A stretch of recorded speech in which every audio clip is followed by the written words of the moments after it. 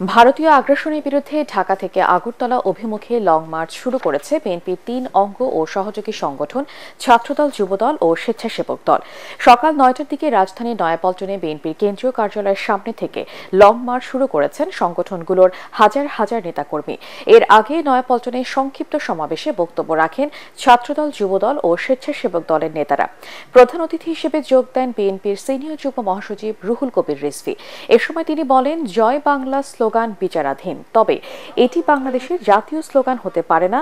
জয় বাংলাকে ভারতের পশ্চিমবঙ্গের স্লোগান বলে মন্তব্য করেন তিনি।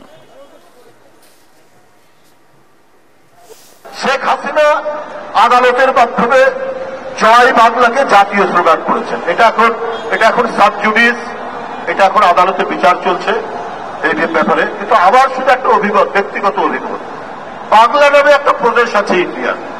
জয় বাংলা বললে তো আমাকে মমতার জয় বড় হবে, বাংলাদেশের তো জয় না। পশ্চিম বাংলা নামে একটা প্রদেশ আছে না ইন্ডিয়াতে, আমাকে একটা প্রদেশের জয় বলতে হবে।